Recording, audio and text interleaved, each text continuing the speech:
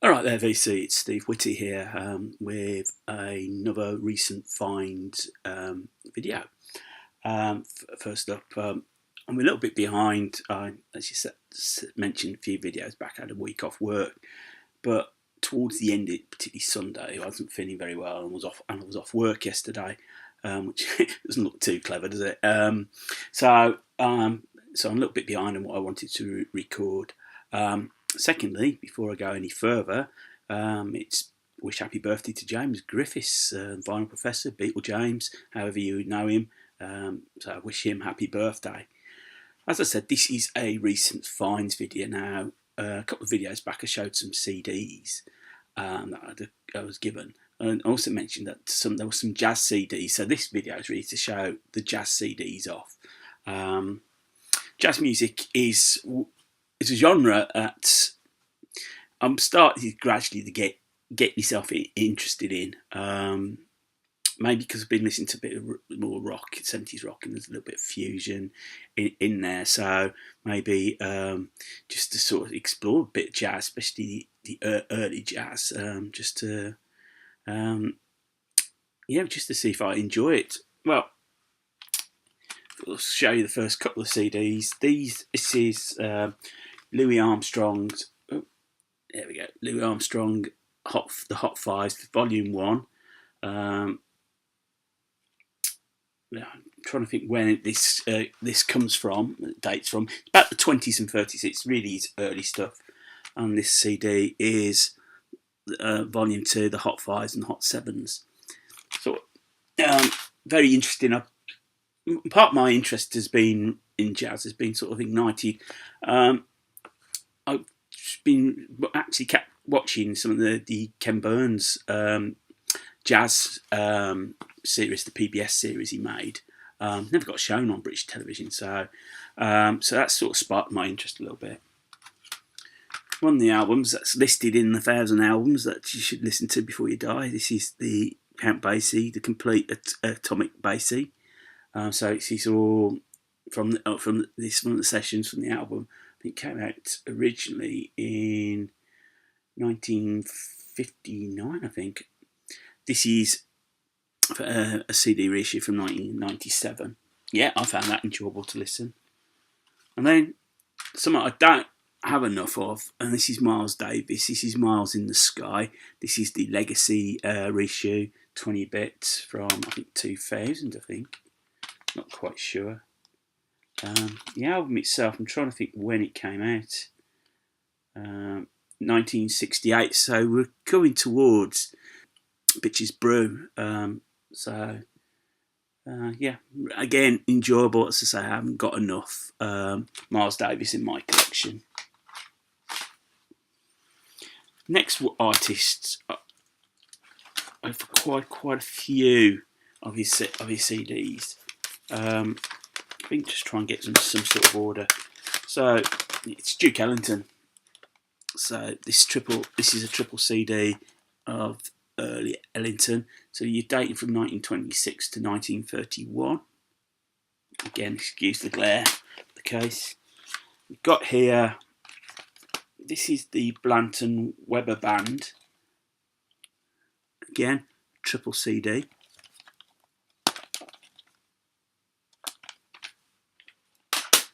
Then probably on the more interesting stuff.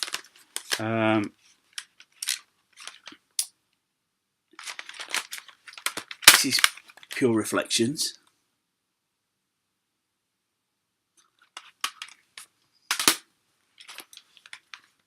Then going on to Such Sweet Thunder. This is a reissue from 1999, sort of celebrate his 100th, would have been his 100th birthday. Columbia Legacy reissue. This really is good stuff. The piano playing, the band, it's so brilliant. And then moving on to some of the suites I've got. This is the Ellington Suites, which features the Queen Suite, the Guitar, I think the Good Place Suite, and the God blimey, Umis Suite, I think is how you pronounce it. And then New Orleans Suite. This is on the Atlantic Jazz label. And then finally, the Far East Suite. This Duke Ellington's Far East Suite. This is a reissue from, I think, 2000. Very much inspired by his travels. There was a documentary on the BBC not so long back, how the US government in the late 50s, early 60s used jazz as a way of propaganda. It was to stop countries becoming communist. And Louis Armstrong was used. Benny Goodman went to Moscow, in fact. And Duke Ellington was used. I think, when did it stop? I think it may have stopped around the time when Kennedy was assassinated. I'm not quite sure. But this album was inspired by what Ellington witnessed on his travels. And the next artist where I seem to pick a lot of is Ella Fitzgerald. Now, I've probably shown these before, either in vinyl or CD. This is Ella Fitzgerald, Cole Porter. I've got this on CD, but it was CD without the case. This is just marvellous. You know, it's a marvellous package. Oop. There you go. 2 CD set on the Verve reissue. Beautiful case. Just some. For Ella Fitzgerald, she's just a fantastic interpreter of people's songs. Then she followed it up with Ella Fitzgerald Sings the Rodgers and Hart Songbook. Again, this is a double CD set.